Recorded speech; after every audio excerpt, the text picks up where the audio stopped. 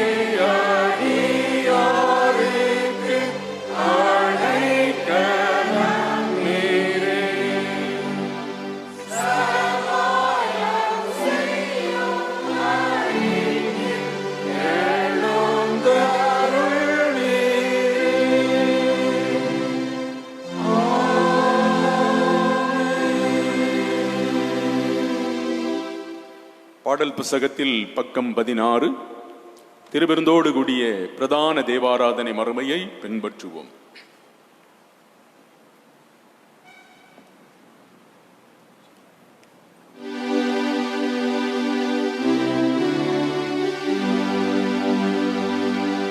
நமது ஆரம்பம் பிதா, குமாரன், பரிசுத்தாவி நாமத்தில் உள்ளது.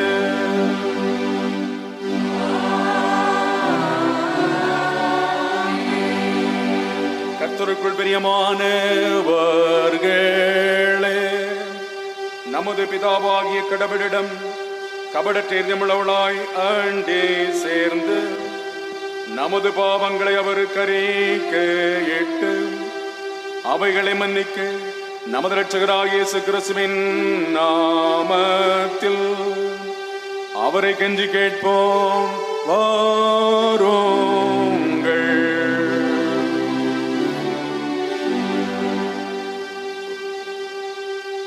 நமக்கு சகாயம் கர்த்தருடைய திருநாமத்தில் உள்ளது.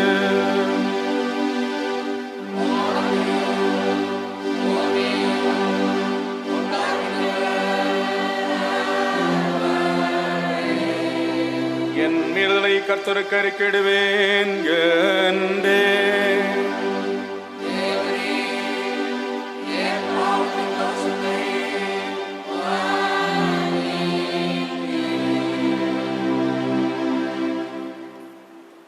அன்புக்கினியவர்களே, கடந்த ஆண்டு முழுவதும் அற்புதமாக நம்மை பாதுகாத்து நம்மை சுற்றிலும் வந்ததான எல்லா வகையான தீமைகளுக்கும் தீங்குகளுக்கும் விலக்கி காத்து புதிய வருஷத்திற்குள் பிரவேசிக்க செய்த கடவுளுக்கு நன்றி அர்ப்பணித்து, செய்த தவறுகள் பாவங்கள் எல்லாவற்றையும் மன்னித்து தம்முடைய பிள்ளைகளாக நம்மை அங்கீகரிக்கும்படி, இந்த பரிசுத்த ராபோஜனத்திற்கு நம்மை ஆயத்தப்படுத்தும்படி நம் அனைவரையும் தேவ சமூகத்தில் தாழ்த்துவோம். நம்முடைய தவறுகளை உணருவோம், பாவ அறிக்கை செய்வோம்.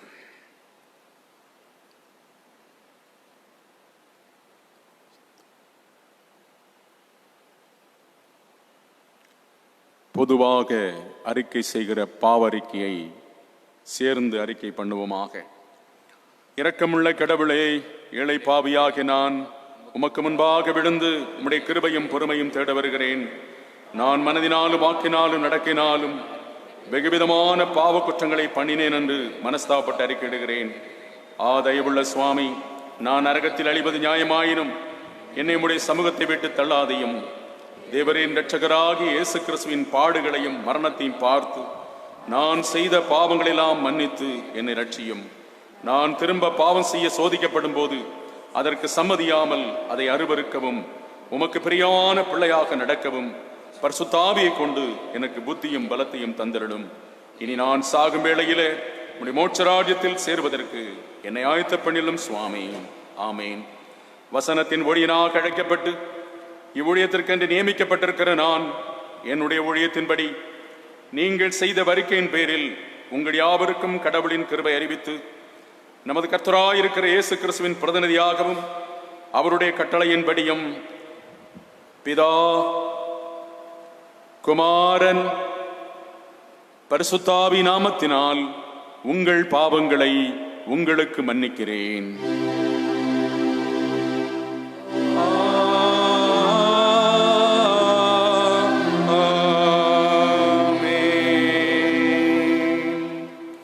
இன்றைக்காக குறிக்கப்பட்டதான ஆரம்ப வாக்கியத்தை பின்பற்றுவோம்.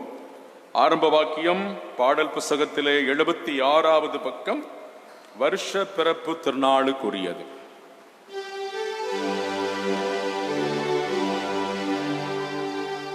எங்கள் ஆண்டவராகிய உமது திருநாமம் உலகமெங்கும் எவ்வளவு மேன்மையானது.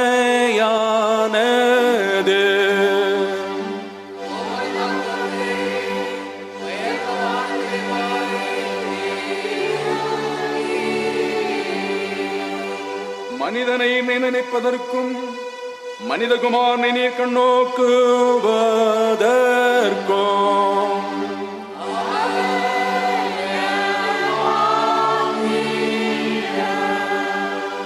யெகோவாவே, நீர் எங்கள் பிதா, எங்களை மீட்பவர்.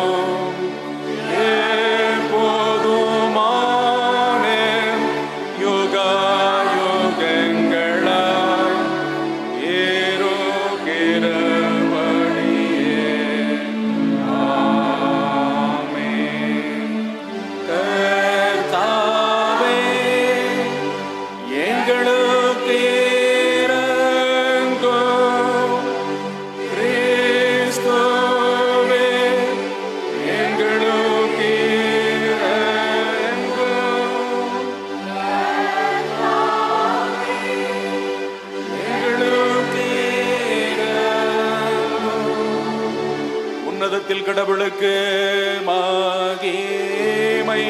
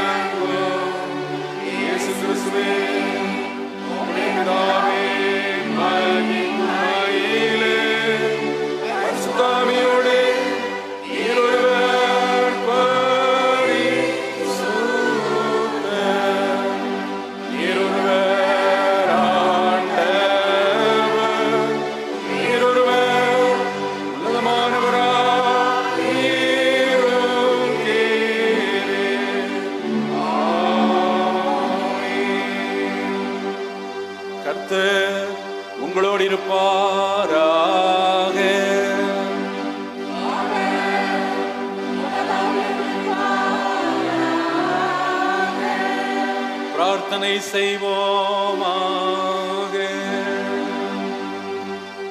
ஆண்டவராகிய கடவுளே, எங்கள் நிமித்தம் உமது நேசகுமாரனை நியாய பிரமாணத்திற்கு கீழ்ப்படுத்தி மாம்ச விருத்த சேதனத்தை அடைய செய்தவரே, எங்கள் இருதயங்கள் சகல பாவ ஆசை இச்சைகளிலிருந்தும் நீங்கி நாங்கள் ஆவியின் உண்மையான விருத்த சேதனத்தை அடைய செய்ய வேண்டும் என்று உம்மோடும் பரிசுத்தாவியோடும் ஏக கடவுளாய் பிழைத்து ஆண்டு கொண்டிருக்கிற உமது குமாரனாகிய இயேசு கிறிஸ்துவின் மூலமாய் உம்மை வேண்டிக் கொள்ளுகிறோம்.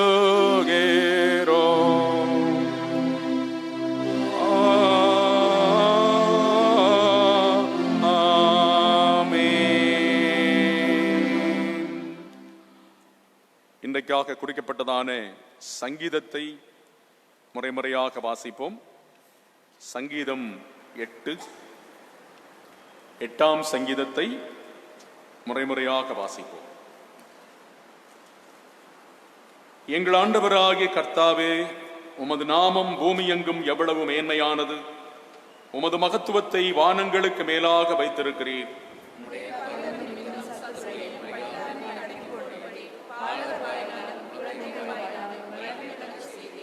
உமது விரல்களின் கிரையாகிய வானத்தையும் நீர் உண்டாக்கின சந்திரனையும் நட்சத்திரங்களையும் நான் கவனிக்கும் போது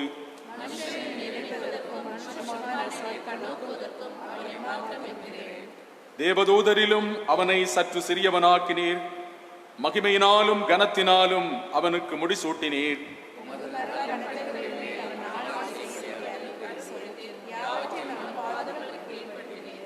ஆடு மாடுகள் அனைத்தையும் காட்டு மிருகங்களையும்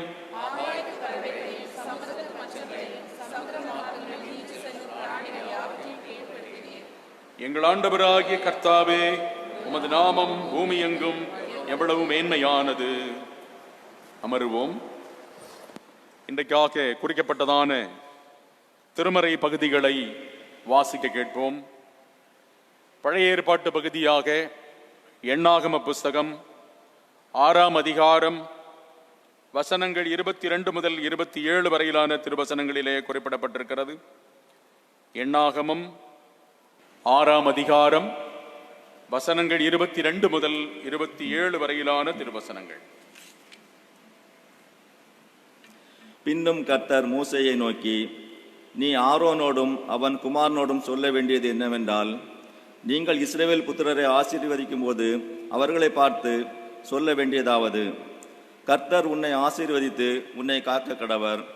கர்த்தர் தம்முடைய முகத்தை உன்மேல் பிரகாசிக்க பண்ணி உன்மேல் கிருபை இருக்க கடவர். கர்த்தர் தம்முடைய முகத்தை உன்மேல் பிரசன்னமாக்கி உனக்கு சமாதானம் கட்டளையிட கடவர் என்பதே. இவ்விதமாய் அவர்கள் என் நாமத்தை இஸ்ரவேல் புத்திரன் மேல் கூற கடவர்கள். அப்பொழுது நான் அவர்களை ஆசீர்வதிப்பேன் என்று சொல் என்றார் என்பது. குறிக்கப்பட்டதான பழைய ஏற்பாட்டு பகுதி வாசித்தாயிற்று. புதிய ஏற்பாட்டின் நிருப வேத வாக்கியம் வாசிக்க கேட்போமாக. தூய பவுலடியார் கலாத்தியருக்கு எழுதிய நிருபம் 3ஆம் அதிகாரம் வசனங்கள் 23 முதல் 29 வரையிலான திருவசனங்களிலே குறிப்பிடப்பட்டிருக்கிறது. கலாத்தியர் 3ஆம் அதிகாரம் வசனங்கள் 23 முதல் 29 வரையிலான வசனங்கள். கலாத்தியர் 3ஆம் அதிகாரம் வசனங்கள் 23 முதல் 29 முடிய. ஆதலால் விசுவாசம் வருகிறதற்கு முன்னே வெளிப்பட போகிற விசுவாசத்திற்கு ஏதுவாக நாம் அடைக்கப்பட்டவர்களாய் நியாயப்பிரமாணத்தின் கீழ் காவல் பண்ணப்பட்டிருக்கிறோம். இவ்விதமாக நாம் விசுவாசத்தினாலே நீதிமான்கள் ஆக்கப்படுவதற்கு நியாயப்பிரமாணம் நம்மை கிறிஸ்துவனிடத்தில் வழிநடத்துகிற உபாத்தியாய் இருந்தது. விசுவாசம் வந்த பின்பு நாம் உபாத்திக்கு கீழானவர்கள் அல்லவே. நீங்கள் எல்லாரும் கிறிஸ்து இயேசுவை பற்றும் விசுவாசத்தினால் தேவனுடைய புத்திரராய் இருக்கிறீர்களே. ஏனெனில் உங்களில் கிறிஸ்துவுக்குள்ளாக ஞானஸ்தானம் பெற்றவர்கள் எத்தனை பேரோ அத்தனை பேரும் கிறிஸ்துவை தரித்து கொண்டீர்களே. யூதன் என்றும் கிரேக்கன் என்றும் இல்லை, அடிமை என்றும் சுயாதீனன் என்றும் இல்லை, ஆண் என்றும் பெண் என்றும் இல்லை, நீங்கள் எல்லாரும் கிறிஸ்து இயேசுக்குள் ஒன்றாயிருக்கிறீர்கள். நீங்கள் கிறிஸ்துவனுடையவர்களானால் ஆபிரகாமின் சந்ததியாராயும் வாக்குத்தத்தத்தின்படியே சுதந்திரராயும் இருக்கிறீர்கள் என்பதே. குறிக்கப்பட்டதான நிருப வேத வாக்கியம் வாசித்தாயிற்று.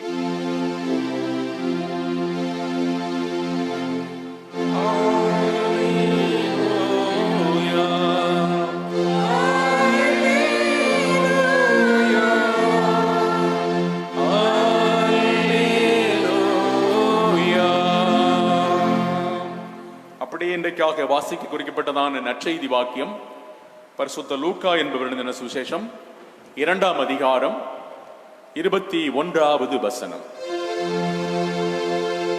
ஆண்டவரே உமக்கு மகிமை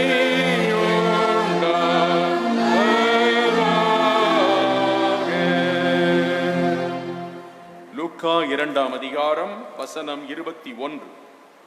பிள்ளைக்கு விருத்த சேதனம் பண்ண வேண்டிய 8ஆம் நாளிலே அது கர்ப்பத்தில் உற்பவிக்கிறதற்கு முன்னே தேவதூதனால் சொல்லப்பட்டதின்படியே அதற்கு இயேசு என்று பெயரிட்டார்கள் என்பது குறிக்கப்பட்டதான நற்செய்தி வாக்கியம் வாசித்தாயிற்று. கிறிஸ்துவே உமக்கு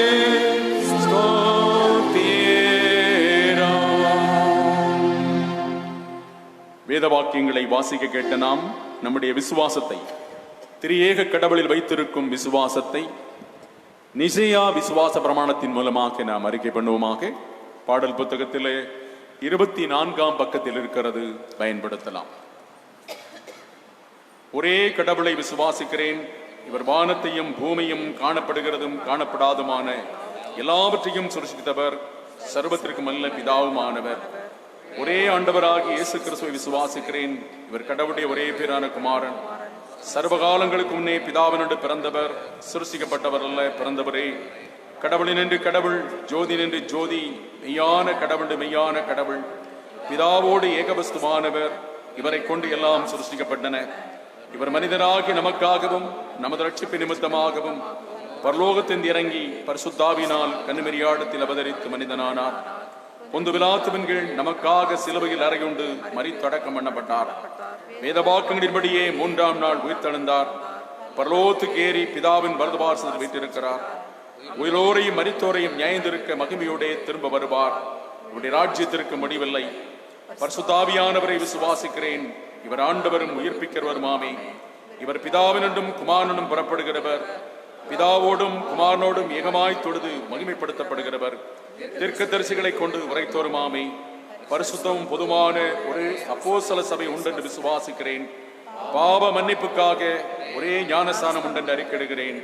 மரித்தோர் உயிர்த்தெழுதலையும் மறு நித்திய ஜீவனையும் எதிர்பார்த்து கொண்டிருக்கிறேன். ஆமேன். அமருவோம். 417வது பாடலை பாடுவோமாக.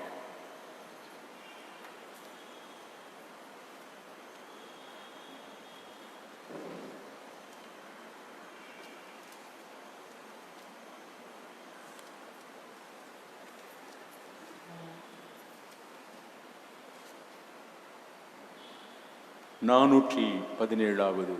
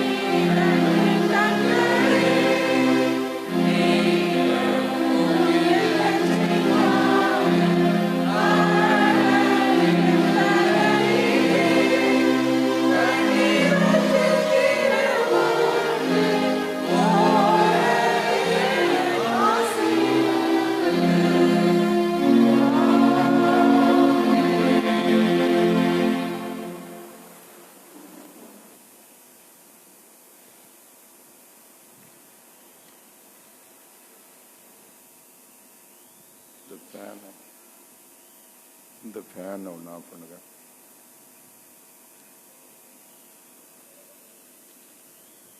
நம்முடைய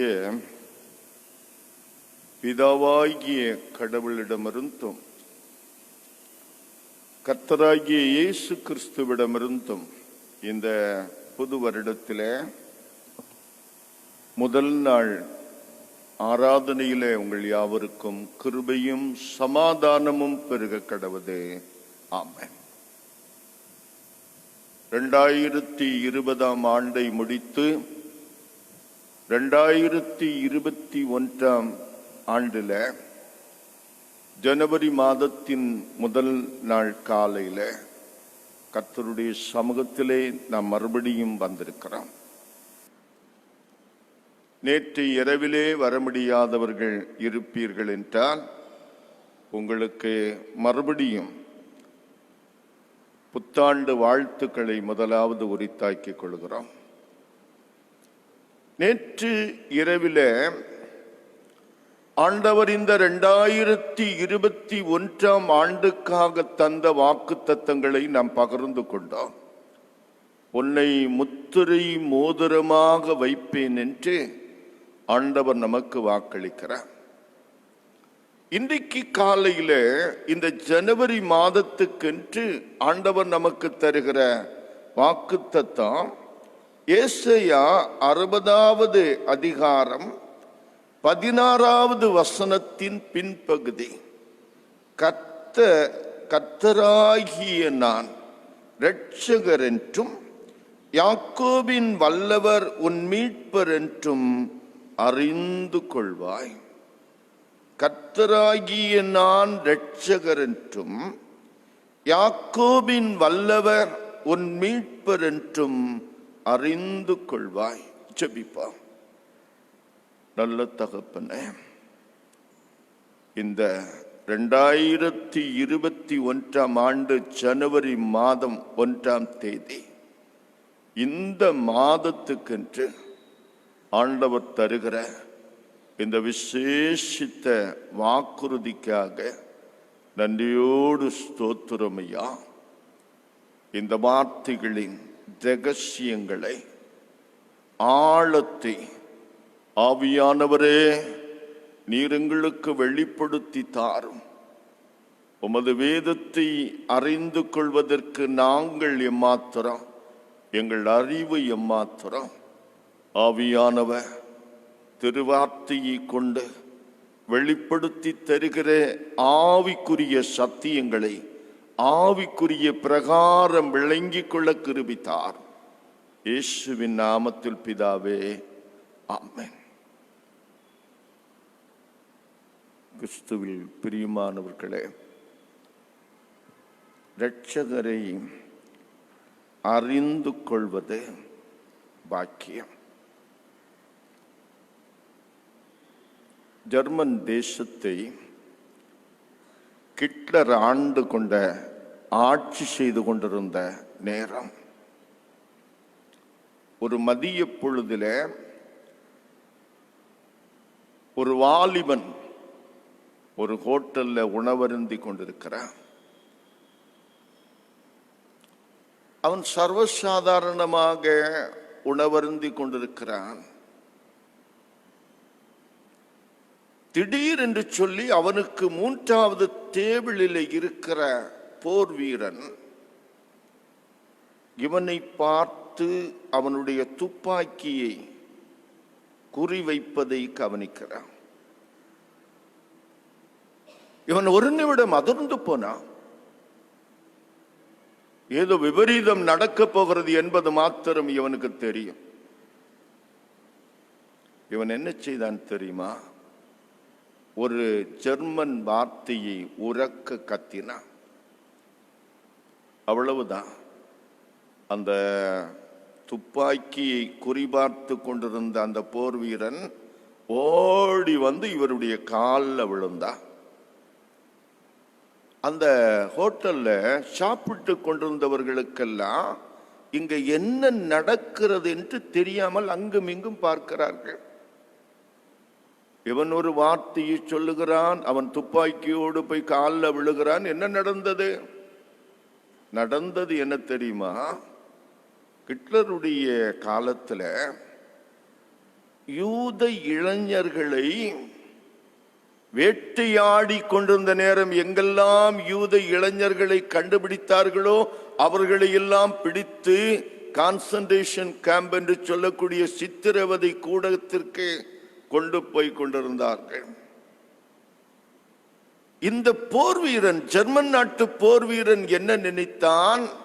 இந்த சாப்பிட்டு கொண்டிருந்தவனும் ஒரு யூத இளைஞனாக இருக்கிறான் என்று அவன் நினைத்து இவனை துப்பாக்கி முனையிலே பிடித்து கொண்டு போவதற்காக எத்தனித்தான்.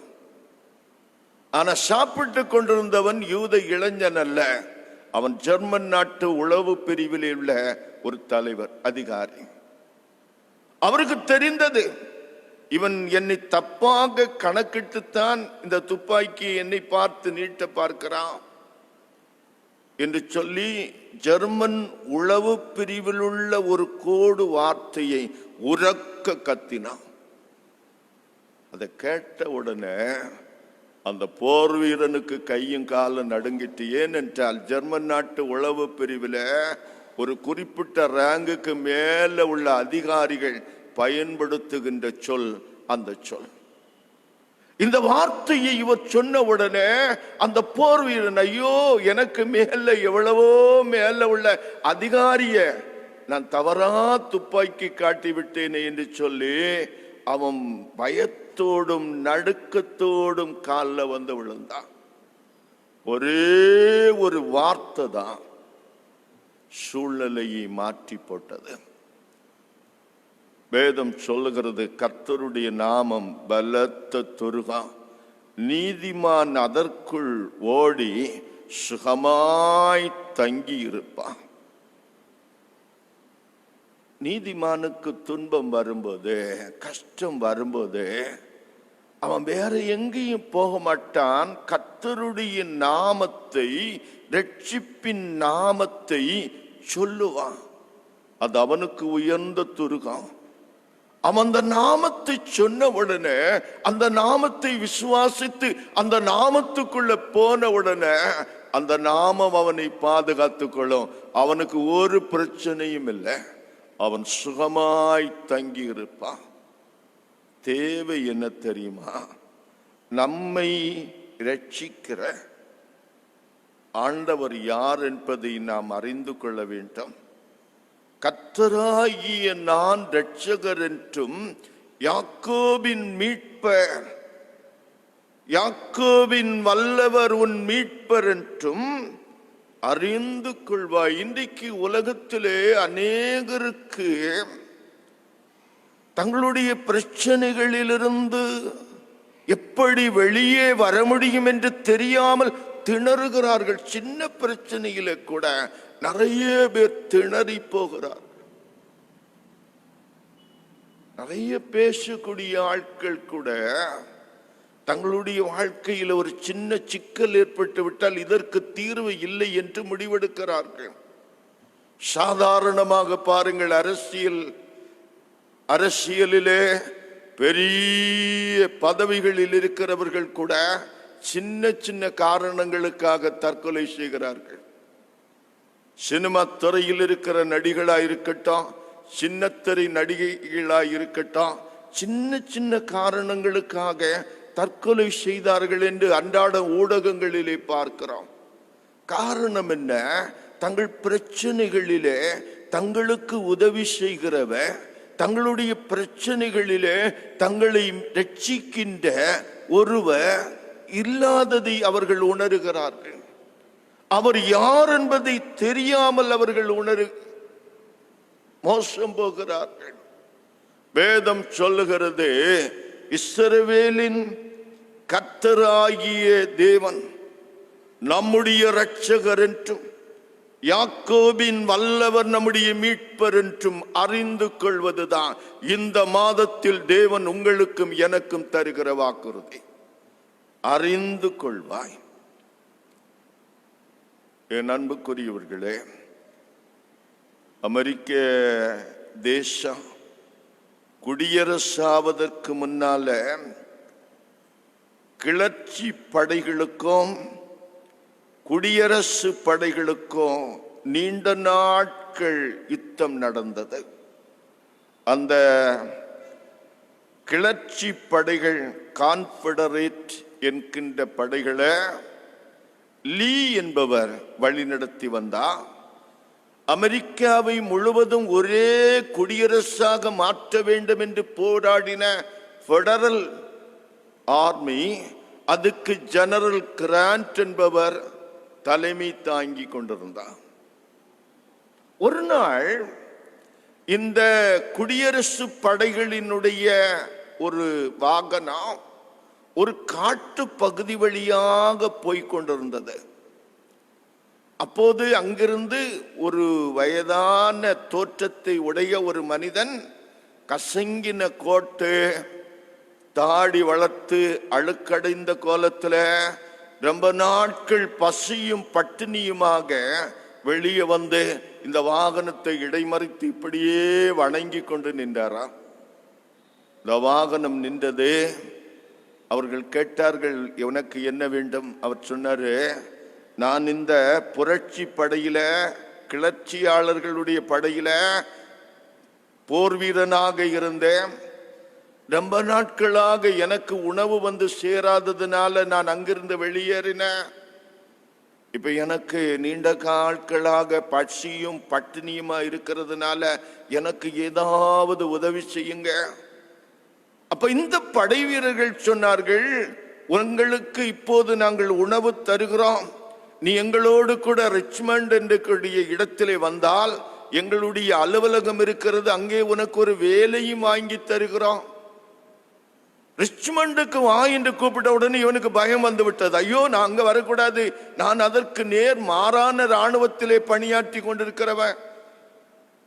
அவர்கள் சொன்னார்களேப்பா, உனக்கு விஷயமே தெரியாதா? உங்க படை எங்களுடைய இராணுவ தளபதி கிராண்ட் இடத்திலே சரண் அடைந்தே ரொம்ப மாதங்கள் ஆகிறது. நீ காட்டுக்குள்ளால யுத்தம் என்று போராடி கொண்டிருந்ததுனால யுத்தத்தின் முடிவு என்ன ஆனது என்று உனக்கு தெரியல.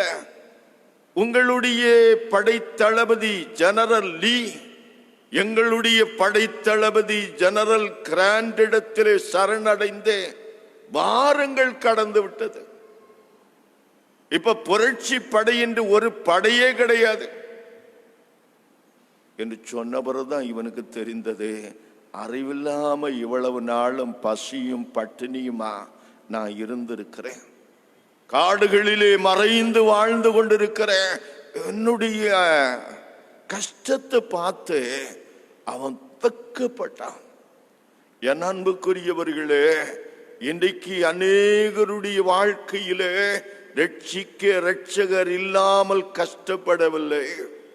ரட்சகரை அறிந்து கொள்ளாமலே, ரட்சிப்பின் அவசியத்தை அறிந்து கொள்ளாமலே, நம்முடைய பிரச்சனைகளிலே நமக்கு உதவி செய்யக்கூடியவர், நம்முடைய பிரச்சனைகளில் நம்மோடு கூட இருந்து நம்மை நடத்துகின்றவர், நம்முடைய பிரச்சனைகளில் நமக்கு கை கொடுத்து நம்மை தூக்கி விடுகின்றவர் ஒரு ரட்சகர் நமக்கு இருக்கிறார் என்பதை அறிந்து கொள்ளாமல் மோசம் போய்கொண்டிருக்கிறார்கள்.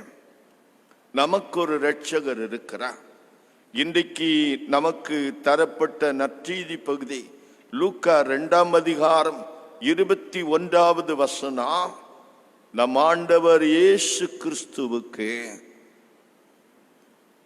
விருத்த சேதனம் பண்ணின நாளில அவருக்கு ஆண்டவர் குறித்தபடி இயேசு என்று பெயரிட்டார்கள். இயேசு என்றால் அவர் ஜனத்தின் பாவம் அக்கிரமங்களில் இருந்து அவர்களை மீட்டு ரட்சிப்பார் என்று தேவதூதன் யோசேப்பிடக்கு அறிவித்தார். இந்த நாள் இயேசு என்று பெயரிடப்பட்ட நாள். நம் ஆண்டவர் இரட்சகராயிருக்கிறார்.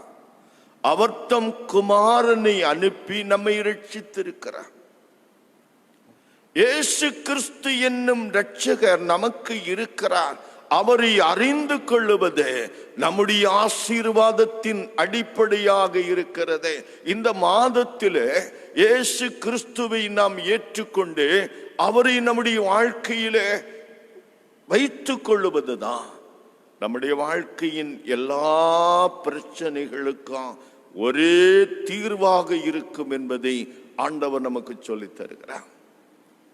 வேதத்திலே நாம் வாசிக்கிறோம், ஆண்டவர் நமது மீட்பராக இருக்கிறார். 2 சாமுவேல் 22 அதிகாரம் 3 வசனத்திலே தாவீது ராஜா சொல்லும்போது, தேவரீர் என்னுடைய இரட்சகர் என்று குறிப்பிடுகிறார். ஆண்டவர் அவரை நம்புகிறவர்களுக்கு மீட்பராக இருக்கிறார். அவருடைய வார்த்தையை அனுப்பி அவர் சுகப்படுத்துகிறார். அவர் கூட இருந்து பாதுகாக்கிறார். அவரே தம்முடைய நீட்டிய புயத்தினாலும் ஓங்கிய புயத்தினாலும் நம்மை ரட்சிக்கிறார். இஸ்ரவேல் ஜனங்களை பார்த்து உபாகமம் 3 அதிகாரத்தில் அவர் சொல்லும்போது அவர் சொல்லுகிற வார்த்தை ஏதோ நான் மீட்பர் என்று சொல்லி சாதாரணமாக வாய் வழியாக பேசவில்லை. உங்களுடைய பழைய சரித்திரத்தை நீங்கள் எடுத்து பார்த்தால் நீங்கள் தெரிந்து கொள்ள முடியும். என்ன தெரிந்து கொள்ள முடியும்? நான் நீட்டிய கரத்தினாலும் ஓங்கிய புயத்தினாலும் உங்களை விடுவித்திருக்கிறேன். உபாகமம் 3:34. உங்கள் தேவனாகிய கர்த்தர் எகிப்திலே உங்கள் கண்களுக்கு முன்பாக உங்களுக்கு செய்தபடியெல்லாம் தேவன் அந்நிய ஜாதிகளின் நடுவிலிருந்து ஒரு ஜனத்தை சோதனைகளினாலும் அடையாளங்களினாலும் அற்புதங்களினாலும் யுத்தத்தினாலும் வல்லமையுள்ள கரத்தினாலும் ஓங்கிய புயத்தினாலும் மகா பயங்கரமான செயல்களினாலும் தமக்கென்று தெரிந்து கொள்ள வகை பண்ணினது உண்டோ என்று நீ விசாரித்து பார். கர்த்தரே தேவன், அவரை அல்லாமல் வேறொருவரும் இல்லை என்பதை நீ அறியும்படிக்கு இது உனக்கு காட்டப்பட்டது. இஸ்ரவேல் மக்கள் எகிப்திலிருந்து பெற்ற விடுதலை ஆண்டவர் மீட்பர் என்பதை அவர்கள் சந்ததிகள் அறியும்படி ஏதுவாக இருக்கிறது. என் அன்புக்குரியவர்களே, நம்முடைய ஆண்டவர் நமது மீட்பராக இருக்கிறார்.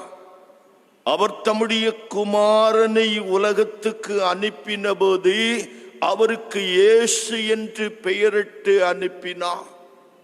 நம்முடைய அக்கிரமங்களுக்காக, நம்முடைய மீறுதல்களுக்காக, நம்முடைய சகல பிரச்சனைகளுக்காக ஒரே பரிகாரியாக இயேசு கிறிஸ்துவை தேவனாகிய கர்த்தர் இந்த பூமிக்கு அனுப்பினார். அவர் நம்மை எல்லா தீங்கிலிருந்தும் விடுவிக்க வல்லமை உள்ள தெய்வமாக இருக்கிறார்.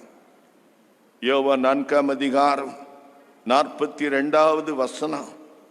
சமாரியா பெண் இயேசு கிறிஸ்துவை பற்றி கிராமத்து மக்களுக்கு பிரசங்கித்தாள். அவர்கள் வந்தார்கள், இயேசுவின் உபதேசத்தை கேட்டார்கள். கேட்டுவிட்டு அவர்கள் என்ன சொன்னார்கள் தெரியுமா? அந்த ஸ்திரியை பார்த்து அந்த சமாரிய ஊர் மக்கள் என்ன சொன்னார்களாம்?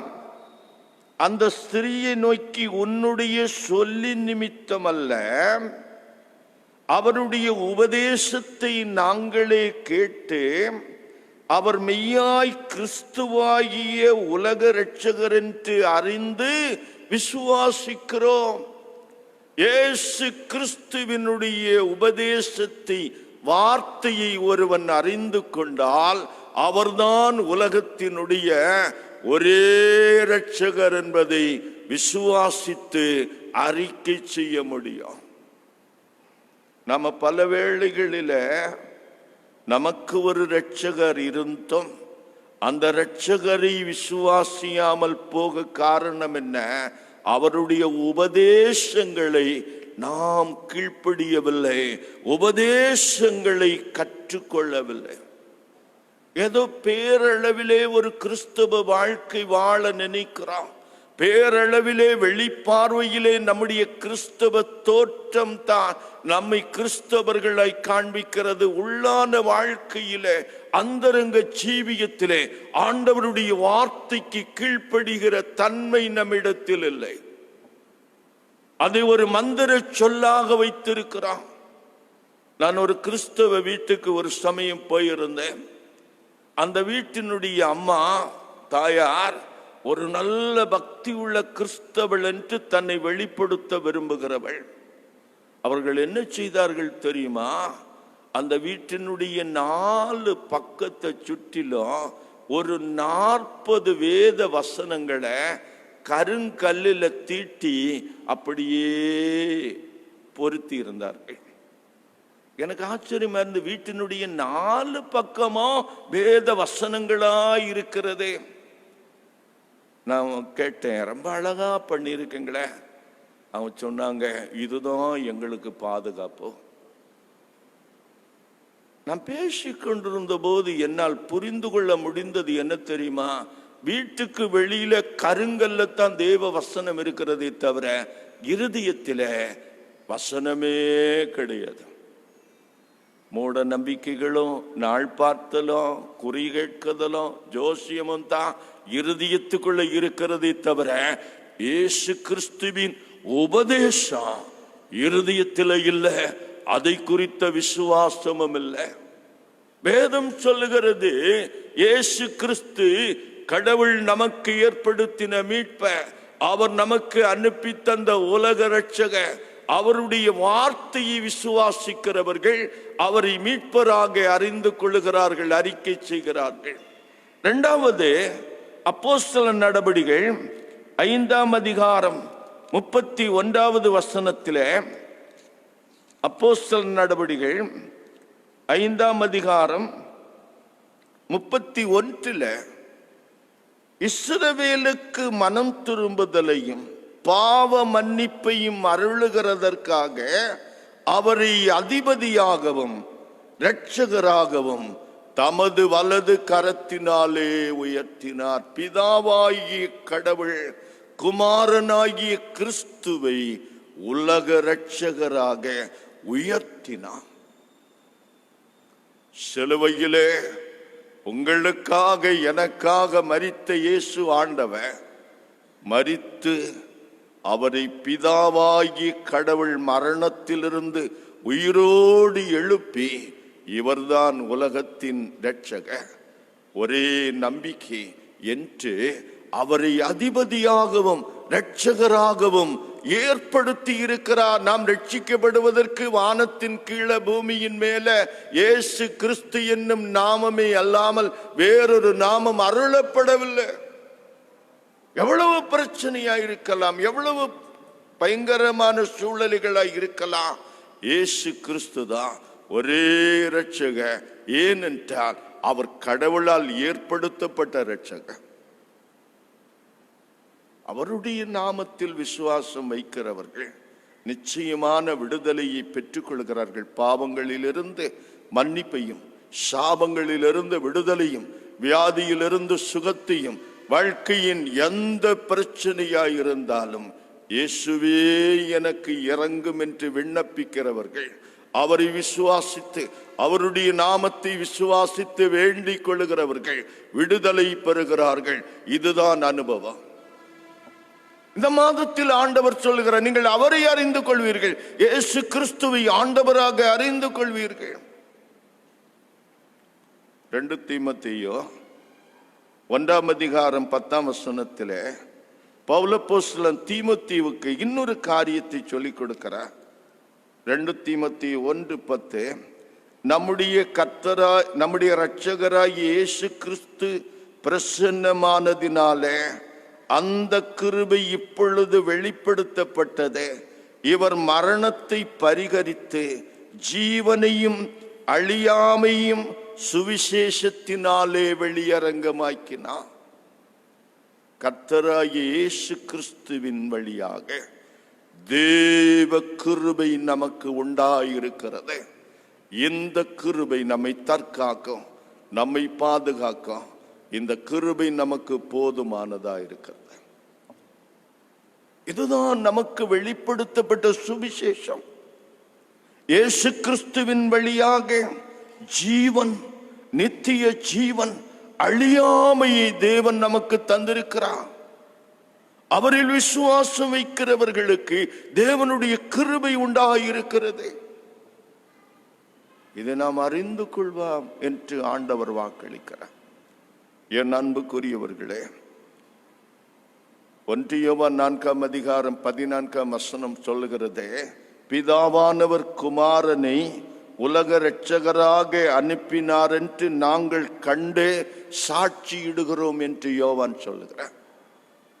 இந்த உலகத்துக்கு ஒரு மீட்பர் தேவை. இந்த உலகத்திலே நடந்து கொண்டிருக்கிற பிரச்சனைகளை பார்க்கும்போது புது வருஷத்தில் ஏதோ ஒரு மாயா ஜாலம் பண்ணி உலகம் மறுபடியும் பழைய நிலைமைக்கு வரப்போகிறது என்று நீங்கள் கற்பனை பண்ணிக்கொள்ள வேண்டாம். பிரச்சனை நிறைந்த உலகத்தில் நாம் இருக்கிறோம். பிரச்சனைகள் குறைவதற்கு பதிலாக வளர்ந்து கொண்டிருக்கிற சூழ்நிலையிலே வந்திருக்கிறோம். உலக அளவில் இருக்கிற பிரச்சனைகள், தனிப்பட்ட மனிதர்கள் வாழ்க்கையில் இருக்கிற பிரச்சனைகள். சமீபத்தில் நான் படித்தேன், குமரி மாவட்டத்திலே பள்ளிக்கூடங்களிலே கல்லூரிகளிலே படிக்கிற பல மாணவர்கள் மாணவிகள் போதை பழக்கங்களுக்கு அடிமைகளாகி கொண்டிருக்கிறார்கள். அவர்களுக்கு போதை மருந்துகளை சப்ளை செய்பவர்கள், போதை ஊசிகளை சப்ளை செய்கிறவர்கள் இந்த நகரத்திலே பெருகி வருகிறார்களாம். நவீன விபச்சாரம் இந்த நாகரோயில் பட்டணத்திலே பெருகி கொண்டிருக்கிறது என்று ஒரு பத்திரிகை அன்றைக்கு போட்டிருந்தது. இவைகளை கேட்கும் போது பெரிய அதிர்ச்சியா இருக்கிறது. என்ன, பண கஷ்டம் தீர்ந்து விட்டது, பிள்ளைகளுக்கு முன்னால போல வறுமை இல்லை, பசி இல்லை. நம்முடைய பிள்ளைகள் பெரும்பாலானவர்களுக்கு இப்ப பசியே தெரியல. நாம வாழ்ந்த காலத்துல ஒரு நேர உணவை சாப்பிட்டால் அடுத்த நேர உணவு எப்போது கிடைக்கும் என்பது எல்லாருடைய எதிர்பார்ப்பா இருந்தது. ஆனா இப்ப அப்படி அல்ல. பிள்ளைக்கு உணவு கையில எடுத்து கொண்டு வந்து கல்லூரிக்கு போகிற வழியில அந்த வேன் வரையிலும் ஊட்டி கொண்டே வர வேண்டியது இருக்கிறது. சாப்பிடுமா, சாப்பிடு பிள்ளை. அந்த பிரச்சனை எனக்கு இல்ல. உணவு பிரச்சனை அல்ல, உடை பிரச்சனை அல்ல, வீடு பிரச்சனை அல்ல. இந்த பிரச்சனை எல்லாம் தாண்டி வந்து விட்டோம். ஆனால் பெரிய பிரச்சனை என்ன? அந்தரங்க பாவங்கள், அசுத்த வாழ்க்கை, பரிசுத்தம் இல்லாத ஜீவியம், மனம் போல தாறு மாறாக வாழுகிற வாழ்க்கை. இவைகளிலிருந்து இன்றைக்கு விடுதலை தேவையாயிருக்கிறது. இவைகளிலிருந்து மீட்பு தேவையாயிருக்கிறது. வாலிபர்களுக்கு மீட்பு தேவை, சிறுவர்களுக்கு மீட்பு தேவை, வயோதிபர்களுக்கு மீட்பு தேவை. நம்முடைய சிந்தனையில ஒரு மீட்பு தேவை. இதை தருவதற்கு நமக்கு தேவன் ஏற்படுத்தினவ அவருடைய ஒரே குமாரன் இயேசு கிறிஸ்து தான். அவர் வழியாக நமக்கு மீட்பு உண்டு, வாழ்வு உண்டு. அவரை விசுவாசிக்கிறவர்கள், அவரை தரித்து கொள்கிறவர்கள், அவரை வாழ்க்கையிலே வைத்து வாழ விரும்புகிறவர்கள் நிச்சயமா இந்த மீட்பின் அனுபவத்தை சொந்தமாக்குகிறோம். இந்த ஜனவரி மாதம் 1ஆம் தேதி ஆண்டவர் தருகிற வாக்குத்தத்தமும் அதுதான். இஸ்ரவேலின் கர்த்தர் உன் மீட்பர் என்று அறிந்து கொள்வாய். ஆண்டவருக்கு ஒப்பு கொடுப்போம். நிச்சயமாய் மீட்கப்பட்ட மக்களாய், அவருடைய சொந்த ஜனங்களாய் சாட்சி பகிர்ந்து வாழ ஆண்டவர் நம்மை பலப்படுத்துவாராக. ஆமென். எல்லா புத்திக்கு மேலான தேவ சமாதானம் உங்கள் இருதயங்களையும் சிந்தனைகளையும் கிறிஸ்து இயேசுக்குள் பலப்படுத்தி காப்பதாக. ஆமென். நல்ல வார்த்தைகளை கேட்ட நாம் தோத்திரபலி பாடலை பாடுவோம்.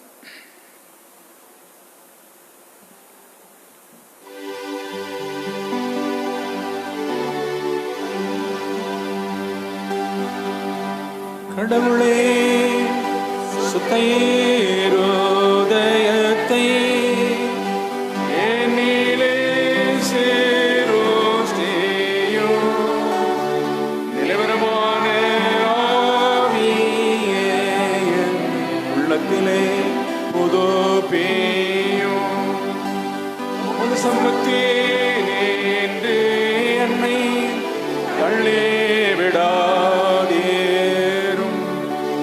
பரிசுத்த ஆவியை என்னிடத்தில் இருந்து எடுத்துக்கொள்ளாதேரும். உமது இரட்சணிய சந்தோஷத்தை திரும்பவும் எனக்கு தாரும்.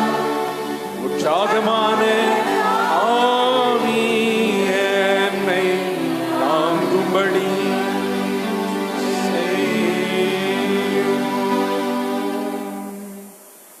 கடவுளை நோக்கி ஜெபம் செய்வோமாக.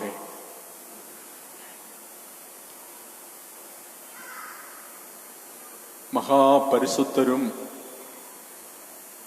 நீதிபரரும் நீதியுள்ள நியாயாதிபதியுமாயிருக்கிற எங்கள் அன்பின் பரலோக பிதாவே,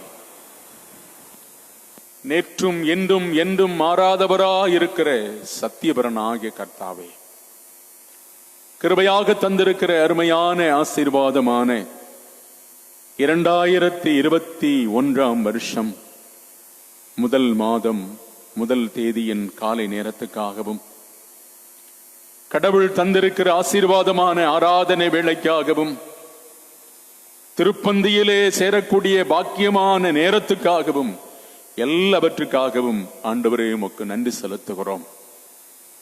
எங்கள் ஆண்டவராகி இயேசு கிறிஸ்து எனும் இரட்சகரை எங்களுக்கு மீட்பராக தந்த கடவுளே, ஆம், அவருடைய மீட்பின் பணி நிமித்தம் நாங்கள் மீட்கப்பட்டிருக்கிறோம் என்பதை உணர்ந்து இந்த அருமையான காலை வேளையிலே உம்முடைய திரு சமூகத்தை நாடி வரும்படி கர்த்தர் கிருபை செய்தீரே, அதற்காக நன்றி செலுத்துகிறோம். கர்த்தாவே, கர்த்தர் தந்திருக்கிற புதிய வருஷத்திற்காக ஸ்தோத்திரம், புதிய மாதத்திற்காக ஸ்தோத்திரம், புதிய நாளுக்காக ஸ்தோத்திரம், கேட்ட நல்ல வார்த்தைகளுக்காக ஆண்டவரே உமக்கு ஸ்தோத்திரம். உம்முடைய வார்த்தையின்படியே இறங்கி, உம்முடைய வசனத்தின்படியே நீர் எங்களுக்கு இறங்கி, எங்களுக்கு மீட்பராக, மெய்ப்பராக, மேசியாவாக, வல்லவராக, நல்லவராக இருந்து எங்களை ஒவ்வொரு நாளும் வழி நடத்தும்படி உம்முடைய பாதம் பணிந்து மன்றாடுகிறோம். சுவாமி, எந்த நிலையிலும் தேவரீருடைய திரு சமூகத்தை விட்டு நாங்கள் விலகிவிடாதபடி, சாத்தான் எங்களை பிரித்து விடாதபடி, உம்முடைய சமூகத்தை விட்டு பிரித்து விடாதபடி ஆண்டவர் தம்முடைய நீதியின் கரத்தினால் எங்களை தாங்கும்படி உம்முடைய பாதம் பணிந்து மன்றாடுகிறோம். கர்த்தாவே, இந்த அருமையான வருடத்தை கடவுள் எங்களுக்கு கிருபையாக கூட்டி தந்திருக்கிறீர். நீர் தந்திருக்கிற இந்த வருஷத்தை உம்முடைய கரங்களிலே நாங்கள் ஒப்புக் கொடுக்கிறோம். சுவாமி, நீரே எங்களுக்கு துணையும் பலனும் அரணும் கோட்டையுமாயிருந்து ஒவ்வொரு நாளும் அற்புதமும் அதிசயமாய் எங்களை வழிநடத்தி ஒவ்வொரு நாளையும் எங்களுக்கு ஆசீர்வாதத்தின் நாளாய், ஆறுதலின் நாளாய், சமாதானத்தின் நாளாய், சரீர சுகத்தின் நாளாய், பாடுகள் நீங்கி சுகமாயிருக்கும் நாளாய், வேதனை நீங்கி சுகமடையும் நாளாய், துக்கங்கள் நீங்கி ஆம் சந்தோஷம் அடையும் நாளாய், கசப்பான ஒவ்வொரு அனுபவங்களும் மாறி எங்கள் ஆண்டவராகி இயேசு கிறிஸ்துவின் நாமத்தினால் மதுரமான நாட்களாய் எங்களுக்கு விளங்க கர்த்தர் உதவி செய்ய வேண்டும் என்று அன்போடு பிரார்த்திக்கிறோம். கர்த்தாவே, ஆம் தகப்பனே, உள்ளபடி தேவரீருடைய ஆசீர்வாதங்களை பெற்று அனுபவிப்பதற்கு எந்த நிலையிலும் நாங்கள் தகுதியானவர்கள் அல்ல என்பதை உண்மையோடு ஒத்துக்கொண்டு உம்முடைய பாதத்திலே கடந்து வருகிறோம். நீர் இறங்கி, ஆவியான தேவன் இறங்கி ஒவ்வொரு நாளையும் எங்களுக்கு ஆறுதலின் நாளாய், ஆசீர்வாதத்தின் நாளாய் தந்தழும்படியாய் உம்முடைய பாதம் பணிந்து மன்றாடுகிறோம். சுவாமி, அருமையான இந்த காலை வேளையில ஆராதனைக்கு வந்திருக்கிறதான, முதல் தேதியின் ஆராதனைக்கு வந்திருக்கிறதான அனைவருக்காக நாங்கள் ஜெபிக்கிறோம். கர்த்தாவே, அருமையான இந்த திருச்சபையினுடைய நிர்வாக பொறுப்பாளர்கள், டீக்கன்மார்கள், கோயில் பிள்ளை, இந்த ஆலயத்திற்கு கிருபையாக தந்திருக்கிற அருமையான கிளை ஊழியங்களான முதியோர் சங்கம், மாதர் சங்கம், வாலிபர் சங்கம், இளமகளிர் சங்கம், ஆண்டவரே சிறுவர் ஊழியம் செய்கிற ஓய்வு நாள் பள்ளி, இப்படிப்பட்ட அத்தனை துறைகளுக்காக பணியாற்றுகிறவர்களுக்காக, பயன் பெறுகிறவர்களுக்காக உம்முடைய பாதத்திலே கடந்து வருகிறோம். அத்தனை பேரையும் தாங்கி நடத்த வேண்டும் என்று அன்போடு நாங்கள் பிரார்த்திக்கிறோம். கர்த்தாவே, இந்த அருமையான ஆலயத்திற்கு நீர் கிருபையாக தந்திருக்கிற வயோதிப பெற்றோர்கள், தாய்மார்கள், தகப்பன்மார்கள், விதவையர்கள் எல்லாருக்காக நாங்கள் ஜெபிக்கிறோம். விசேஷத்த ஆவியால் நிரப்பி ஒவ்வொருவருக்கும் அவரவர்கள் தேவரீர் மனவிருப்பத்தின்படி இந்த நாட்களை ஆறுதலின் நாட்களாய் தர வேண்டும் என்று கெஞ்சி மன்றாடுகிறோம். கணவர்களையும் மனைவியர்களையும் ஆண்டவரே, வாலிபர்களையும் வயோதிபர்களையும் தேவரீர் சிறியவர்களையும், ஆம் ஆண்டவரே, அருமையான பச்சுளம் குழந்தைகளையும் உம்முடைய அன்பு கரங்களிலே ஒப்புக் கொடுக்கிறோம். யாவர் மேலும் கர்த்தர் இறங்குவீராக.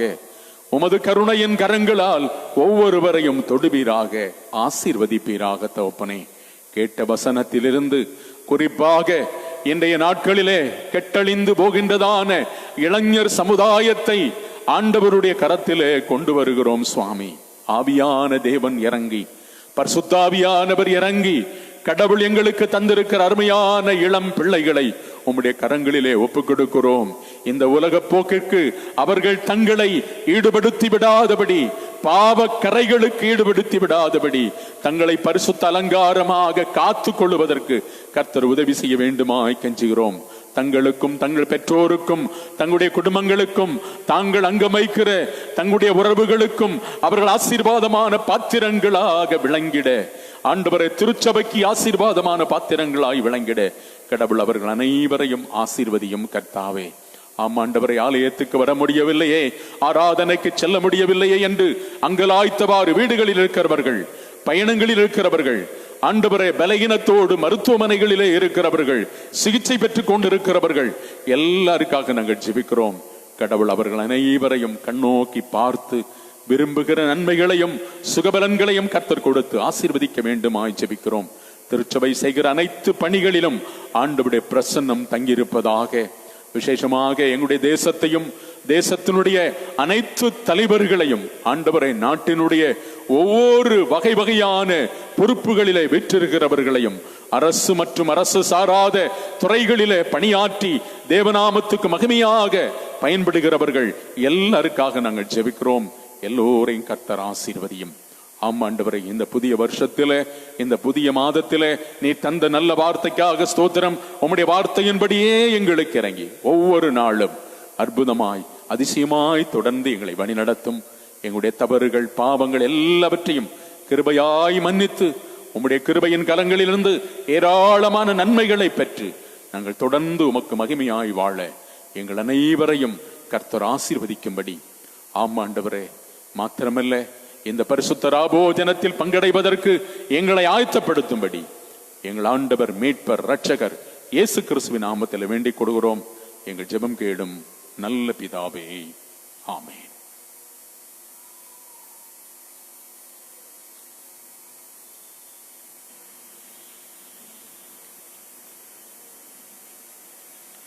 வருஷத்தை நன்மையால் முடிசூட்டுகிறேன். கடந்த வருடம் நம்மை அதிசயமாக நடத்தின கடவுளுக்கு கோடாகோடி நன்றிகளை ஏறெடுக்கிறோம்.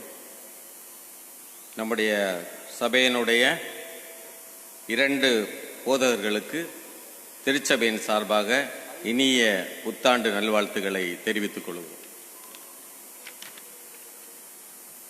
சபை போதல் குடும்பம் மற்றும் பணிபுரிகிற யாவருக்கும் புத்தாண்டு நல்வாழ்த்துக்களை தெரிவித்துக் கொள்கிறோம். அங்கத்தினர்களாக உள்ளூர் வெளியூர்களில் வசிக்கின்ற யாவருக்கும் 2021ஆம் ஆண்டின் புத்தாண்டு நல்வாழ்த்துக்களை மூப்பர் மன்றம் தெரிவித்துக் கொள்கிறது. இந்த ஆண்டு முழுவதும் உங்கள் அனைவரையும் முத்திரை மோதிரமாக வைத்து கர்த்ததாமே பாதுகாத்து வழிநடத்த மூப்பர் மன்றம் இறைவனிடம் வேண்டிக் கொள்கிறது. நமது சபையினுடைய பாடகர் குழு, ஓய்நாள் பள்ளி, மாதர் சங்கம், கல்வாரி முதியோர் சங்கம், வாலிபர் சங்கம், இளமகளிர் மன்றம் யாவருக்கும் மூப்பர் மன்றம் புத்தாண்டு நல்வாழ்த்துக்களை தெரிவித்துக் கொள்கிறது. ஆராதனை முடிந்தவுடன் மூப்பர் கூட்டம் நடைபெறும். மூப்பர்கள் சற்று நேரம் அமர்ந்து செல்ல கேட்டுக்கொள்கிறேன். நன்றி. அன்புக்குரியவர்களே, கடந்த இரவிலே வந்து ஆராதனை பங்கெடுத்து வாக்குத்தத்த வசனம் பெறாதவர்கள் இப்பொழுது வந்து பெற்றுக்கொள்ளும்படி நீங்கள் அழைக்கப்படுகிறீர்கள்.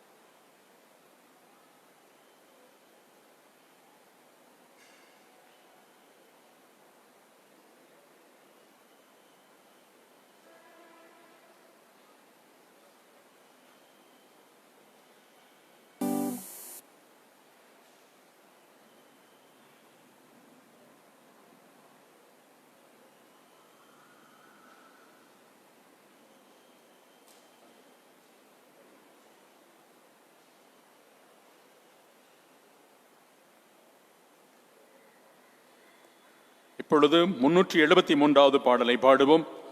நம்பி வந்தேன் மேசையா நான் நம்பி வந்தேனே என்கின்றதான பாடல். அப்பொழுது ஸ்தோத்திர காணிக்கை எடுக்கப்படும்.